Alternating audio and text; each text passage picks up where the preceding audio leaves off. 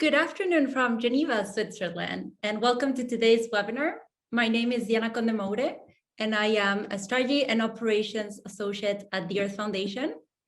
For those of you who might just be hearing about this now, we're the nonprofit organization behind the Earth Prize, a $200,000 environmental sustainability competition for students everywhere. We're now into the fourth week of the registration process of our competition, and we're thrilled to share with you that we have students and teachers register from over 80 schools across 40 countries. Of course, we look forward to having way more registrations coming in the upcoming weeks. Now, it is a pleasure for me to introduce our guest today, and of course, the focus of this webinar, Kisum Chan.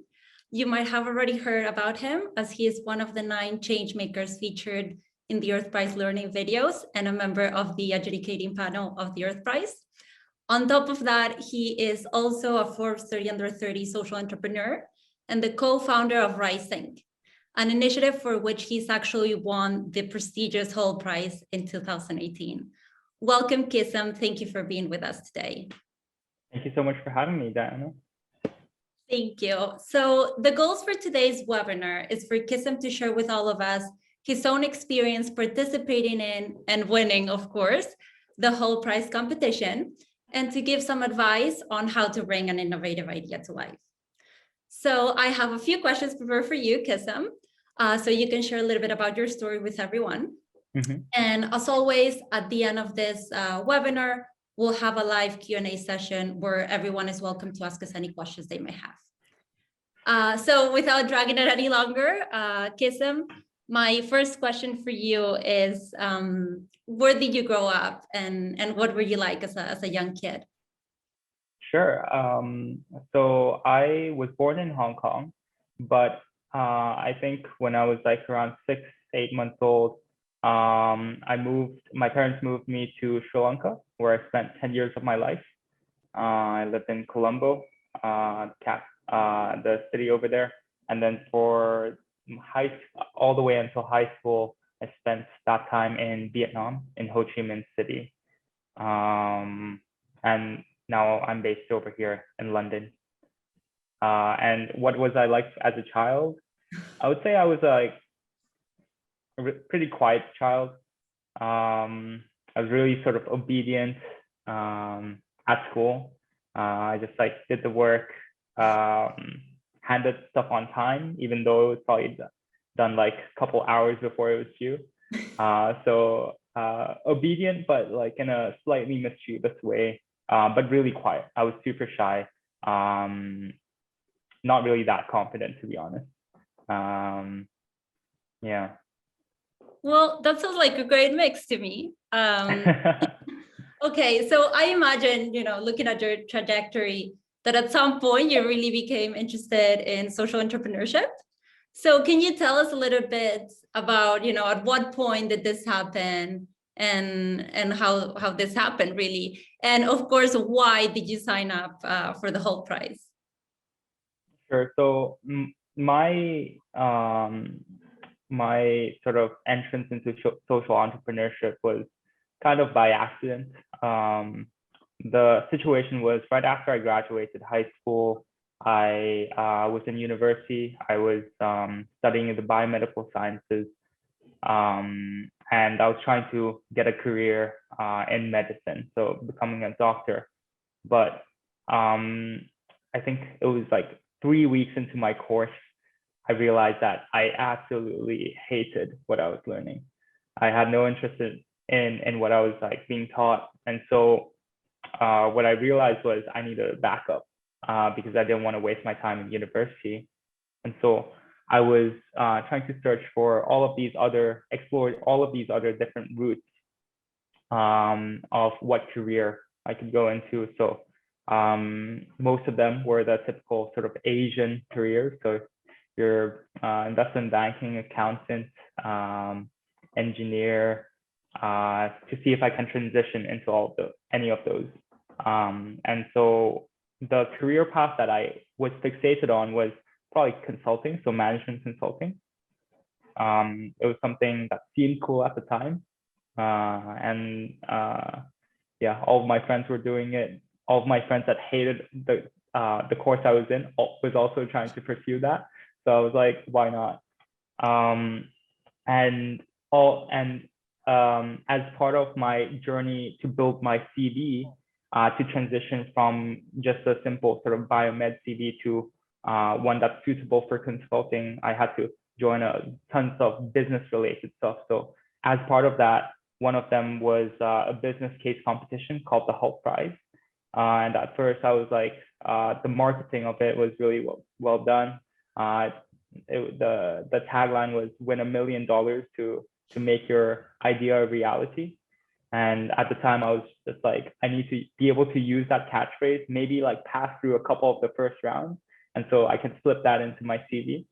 But eventually sort of things progressed and we managed to win the whole thing, and my life changed from that moment. Yeah. Great. And of course, we all know that you won it, right? Congratulations again on that. So, Kisum, a question we frequently get from, students who are interested in the Earth Prize, is whether they need to have an idea in order to register, whether, they need to have an idea already in mind before they can register. Of course, that's not the case, just so everyone knows.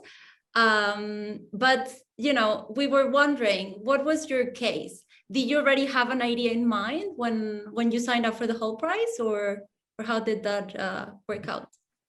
Sure. The way the Hult Prize was structured is that every year there's a specific theme, a specific challenge that the Hult Prize would get you to try and solve with a business or social enterprise solution. And so our year, it was something to do with, it was to impact the lives of 10 million people by harnessing the power of sustainable energy. And so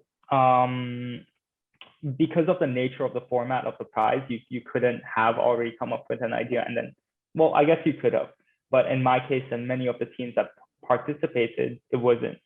And so I remember we had 3 weeks to come up with an idea and to come up with like a whole pitch. And I think we spent 2 weeks just coming up with idea upon idea upon idea, but none of them really stuck. We didn't really feel compelled to do any of them.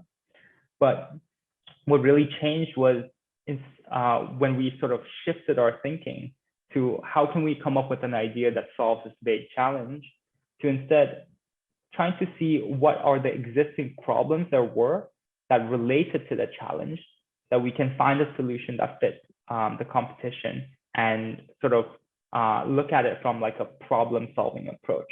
Start with a problem and try to build a solution after that, instead of just trying to come up with a million different ideas that might or might not work.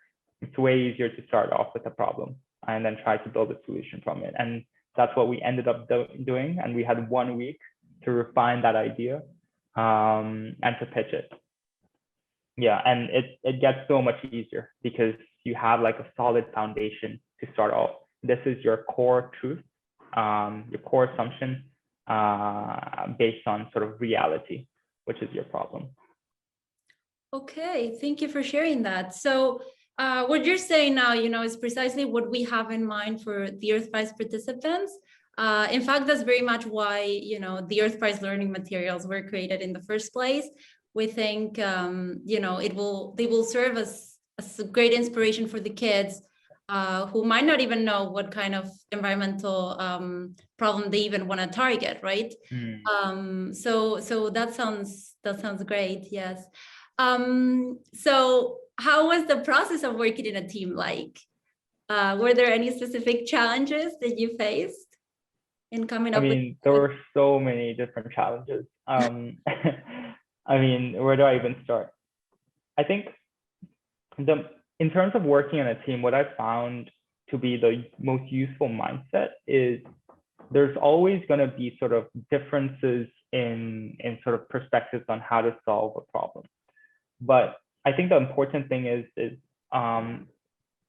rather than sort of have clashes based on those different perspectives, what makes a good team is those different perspectives. And being able to see from different angles to potentially solve the problem, and to really be honest with yourself and identify and work on solving the problem together rather than proving each other who's right, who's wrong kind of thing.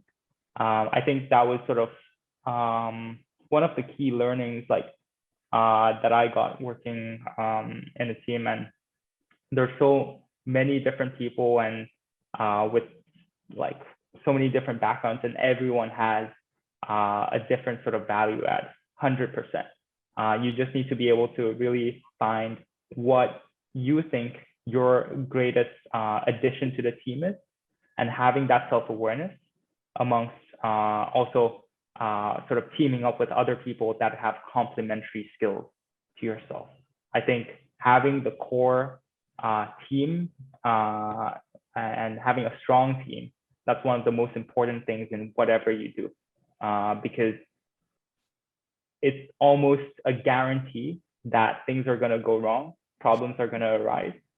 The only consistent factor that you can have in this sort of world of chaos is a strong team that has the belief that you can solve it together effectively. Nice. So we're now 3 years, right? And after you won the Hult Prize. And I believe you continue to work in Rising, right? You've actually expanded, and now you have Patty. I'm wondering, do you still work with the original team that created Rising? And another question for you, was your motivation to work in Rising to this day and to continue doing what you do, really? Sure. So we have one other member of the original team that was my co-founder. We're still working together. But after the competition, everyone sort of has their own different trajectories. So some people wanted to continue studying, some people wanted to go back to like a more stable job. And your second question about what are my motivations was, I think for me, starting Rising and now Patty really stemmed from this idea that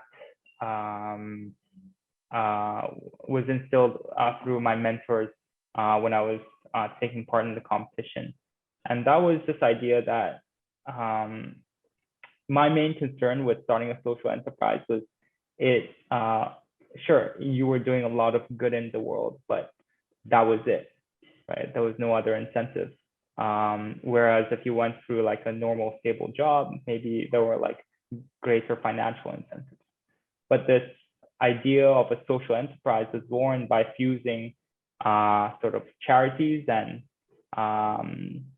this idea of charities and doing good with them, and this idea of capitalism and startup, and fusing them together to form social enterprise, where you can also achieve your dream life,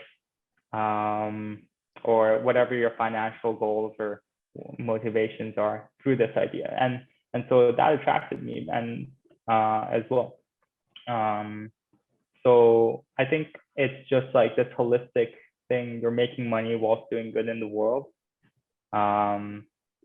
Just makes me feel fulfilled. Well, thank you very much for that honest answer. And indeed, it's very true what you're saying, right? So great, thank you for that. Now, Kisum, you were with us almost from the very beginning. First as a change maker featured in the Earth Prize bespoke learning content, and more recently as a member of the Earth Prize Adjudicating Panel, right? So you've been close to the team regarding the Earth Prize. What do you think, or why do you think students should participate in the Earth Prize? Sure, that's a good question. And one of the things that I learned in taking part in the Hult Prize, which is all about sort of empowering students, albeit at a university level, to take action, to sort of motivate them and to empower them to actually make them feel like they can have an impact, which is mainly the #1 barrier as to why anyone would make impact. And sort of what I've found when I've spoken to all these sort of other more established entrepreneurs. They've been working on successful business for 10, 20, 30 years. And all of my mentors is that the only thing stopping anyone from creating a business that has a worthwhile impact on the world is the mindset and the belief that they can, right?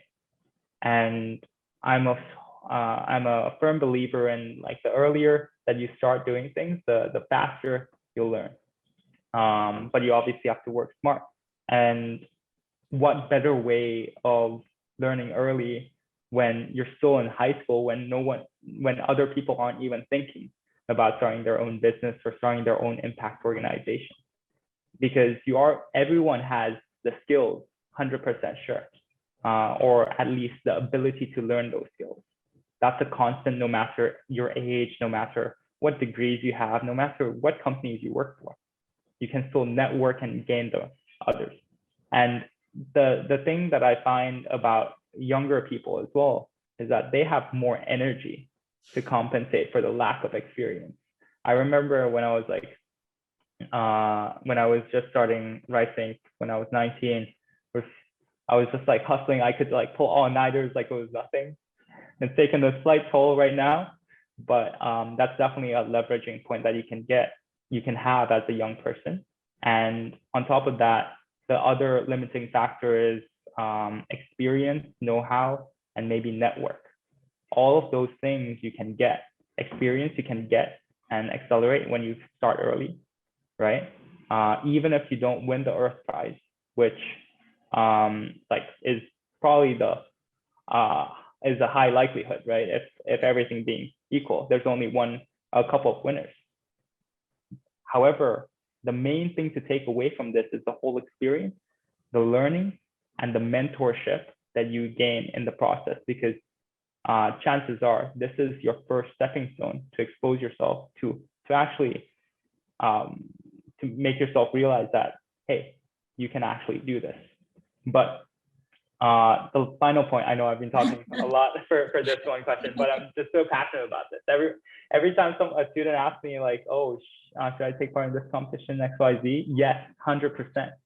And the reason why is competitions, especially like the Earth Prize, gives you a framework to build yourself, to grow, and to pursue things and develop skills that you would otherwise not have been able to. This gives you a reason, a challenge for you to grow and develop yourself in the way you want to. So yeah, and the more you progress, the more people you meet and the faster you'll go to where you want to be. And the worst case scenario is that you realize you don't like this kind of stuff and you've crossed this on the list too, and you can try something else, you know? Sure. Yeah, but anyways, I'll stop talking. No, it is lovely hearing you. I'm sure a lot of kids watching us today, will find it very, very inspirational.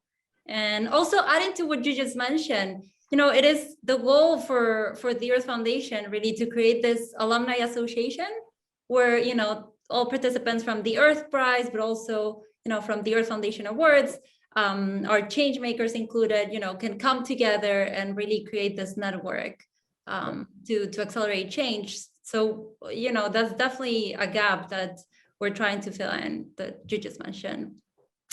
Now, Kisum, before we move on to the Q&A, I have one last question for you.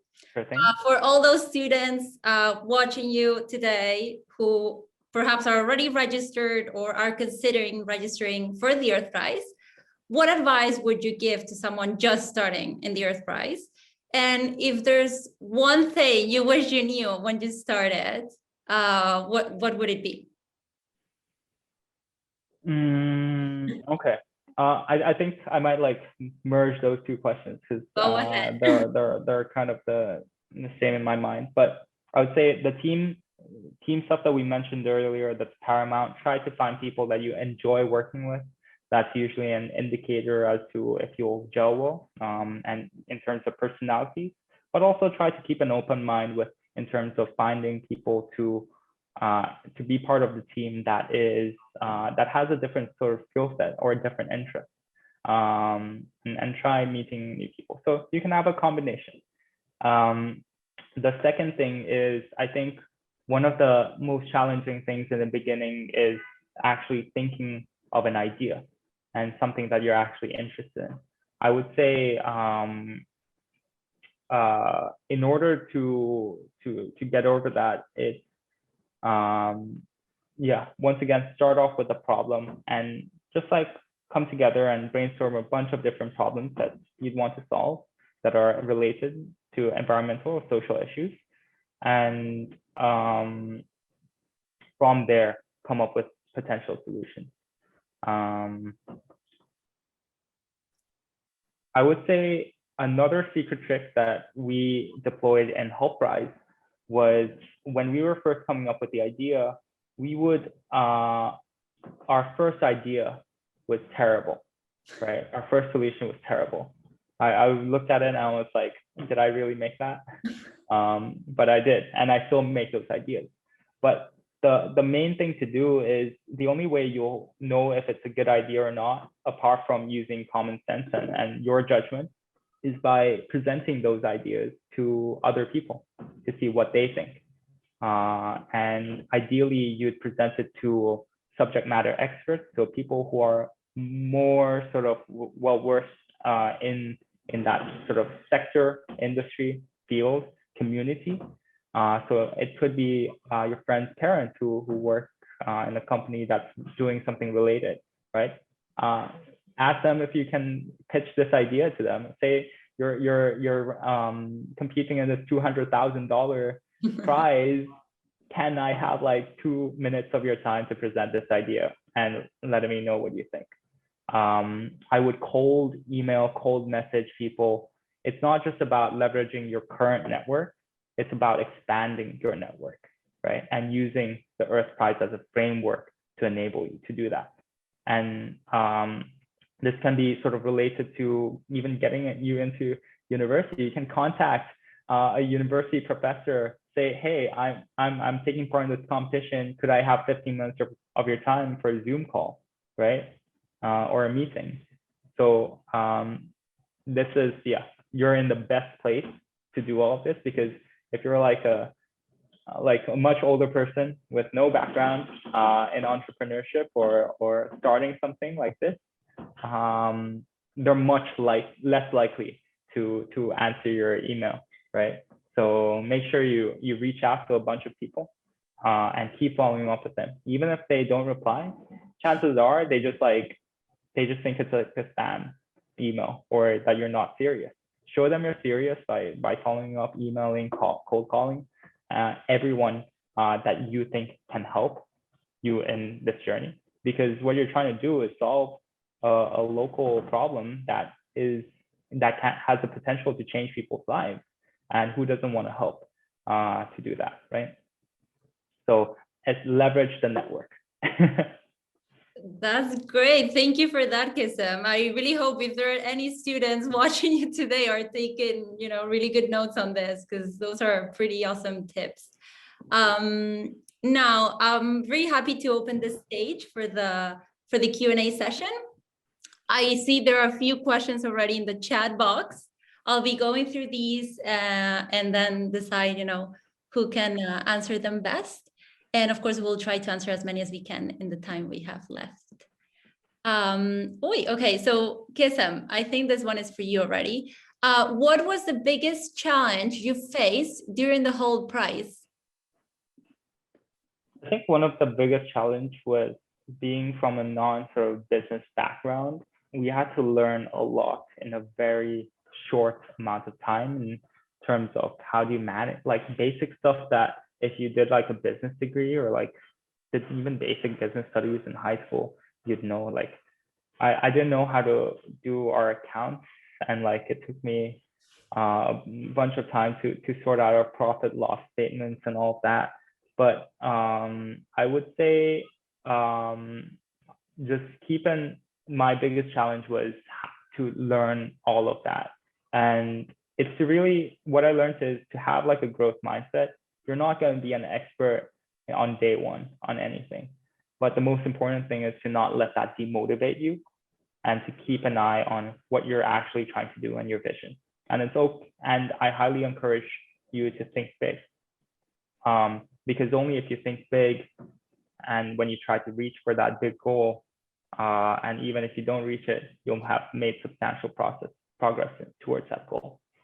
So that was like 2 tips right there. Okay, so we also have here another one for you. Hello, would it be possible to have a reminder of what your project consisted of?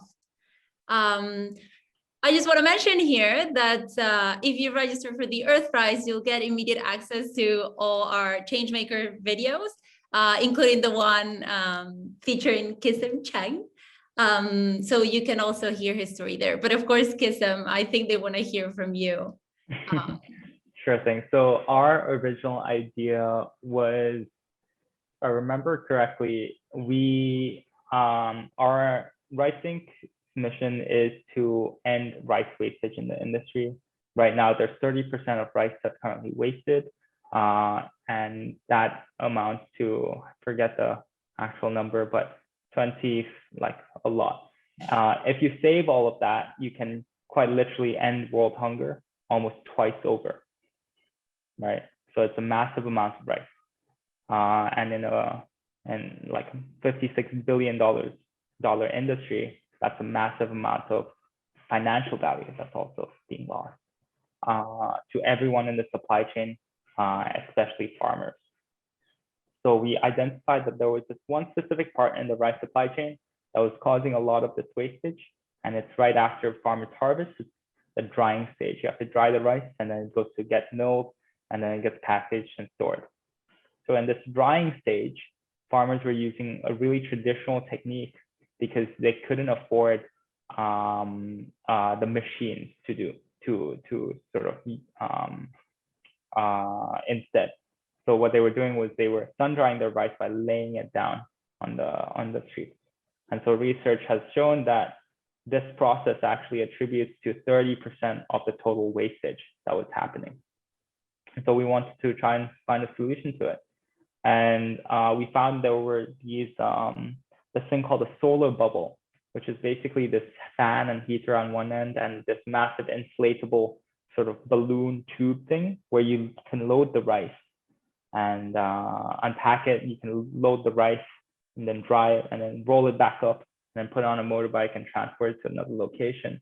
So what we're gonna do was buy a bunch of these and then have a whole sort of army of scooter people with these dryers on to go to every of these farms so that they can rent it out. They don't have to pay the upfront cost of one of these machines, and they can access it for a more affordable price by renting it instead for that brief period of time that they needed it.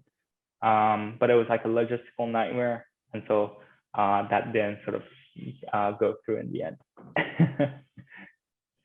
Okay, I hope that answers this person's question. Now, I see another one here. I am a teacher, and how do I fit in? Well, you fit in many, many ways.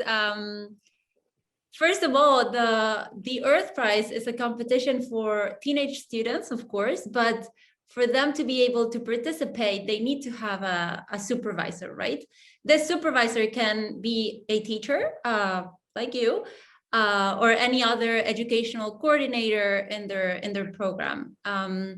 Now, the way we expect the Earth Prize to work is that teachers can access our bespoke learning materials and utilize them to integrate within their curriculum or their classroom.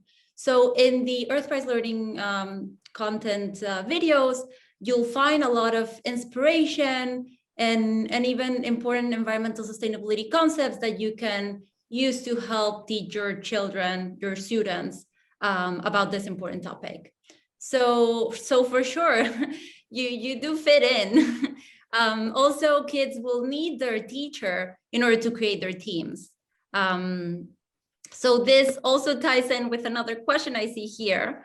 I registered for the Earth Prize. How can I create my team? Well, as I just mentioned, you need a supervisor to create the team. So everyone will need to register individually, both the students and the teacher supervisor. And then in the Earth Prize menu on the website, the teacher will see the My Teams menu, which will give you access to the submissions portal. There you will find all instructions necessary to create your teams. I hope that that is clear. Now, another question for you, Kisum. How do you think the Earth Prize is different from other competitions? Sure. I think it's probably like one of the only few ones that are specific, hyper focused on high school students, and really tapping that sort of potential in terms of bringing ideas to life. Because to be honest, I can't think of another competition at your guys' scale that sort of focuses on empowering students and also focused on sustainability solutions as well. So there's obviously that element. There's a cash prize element. Yeah, and I think the vision for the Earth Prize, what I find inspiring is it's more than just a competition. It's like a whole movement where you guys are incorporating all of these learnings into the curriculum and all of the different programs that you guys have, but also empowering students to take action based on those learnings. So it's like this whole complete package. Great. Okay, another question from Rita Hash. Will there be a standard proposal to fill whenever we have an idea? So in the submissions portal, once you register for the competition, you'll be able to access the different submissions that are required. At the registration phase, you'll probably seen it already. It's just a very basic team motivation letter and a quick form kind of to help students start thinking about what environmental issues they might be interested in. Once you move on to the submissions phase, when you really have to start thinking about your idea, you'll find what we're calling the Fresh Idea Canvas. And this is a template with 8 different points that help kids start thinking about their ideas, the solution they wanna come up with, the environmental topic, the environmental issue they wanna try to tackle. So we expect this canvas to really help students, get a clear idea of what it is that they might be interested in targeting, in addressing. So this will be the proposal you might be talking about. We think that will be very helpful for kids. Now, another question here from Shalini Samuel. Does it have to be innovative, or can we work on a burning issue like recycling plastic? So we mentioned this a couple of times already. The Earth Prize will consider all sorts of solutions and ideas, projects, proposals. It can be something super innovative, but it can also be, a more usual or already heard of solution that somehow has an innovative component. So of course, recycling plastic is a perfectly valid environmental issue or environmental topic, and it all depends on what kind of solution you come up with, right? That's what our adjudicating panel is for, and what the others, along with Kisum, will be looking into. Diana, can I just add something? Sure, go ahead. Yeah. For that, I think in terms of the solutions, when we say innovative solutions, I think we're looking for innovations or like solutions that are disruptive, right? And they can be disruptive to your local context. So it doesn't have to be innovative in terms as defined by it's never been done in the face of humanity. But if it's never been done in your geography and you have maybe you have like a competitive edge to do it better, in your community or in your city or whatever, then that is also disruptive to your local geography. And so that's also going to be a factor that we'll consider. Thank you, Kisum. Great answer. And of course, he will be one of those judges in charge of the division. So yeah. Exactly. Now, looking at the time, I think we'll go for one more question. We have another one here for you, Kisum. And Sure. It says, how long did it take to bring Rise Inc. to life? I think it was actually faster than I thought. And this was like juggling university and assignments as well. I think it was like a total span of, if you define bring writing to life and life as we knew the idea was going to work to a reasonable extent, it was around 6 months of part-time work. But if you're but at the time I was studying in London, and we had to sort of use video calls to work with local partners, and we had to wait 6 months until we actually flew on the ground to meet the people, to meet our farmers that we were working with, to meet the local town mayors. If we had access to all those people from the get-go, I think it could have been like 1 or 2 months. The most important thing is to keep sort of innovating and to I would say a tip is to work on a solution that impacts your direct community or someone that you can speak to that will be affected if it is not yourself, right? The best case scenario is you're building a solution that can help you and people like you immediately in terms of your environmental needs, whatnot. Second best, and probably the limit, is people you can directly access and talk to, because that's so important in terms of getting feedback and iterating on your idea. Because chances are 99% of the time, you're not going to have an idea that works right from the get-go. You have to iterate it, even adapt it to your local context. And that's the most important thing.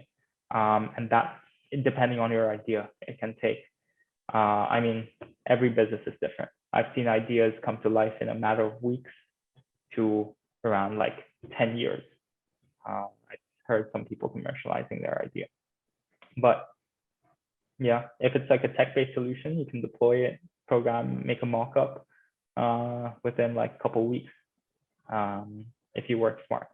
So yeah, I would try to come up with a business or a product or an organization or a service that is that quickly iterative, because it means that it will be scalable, really scalable in the future.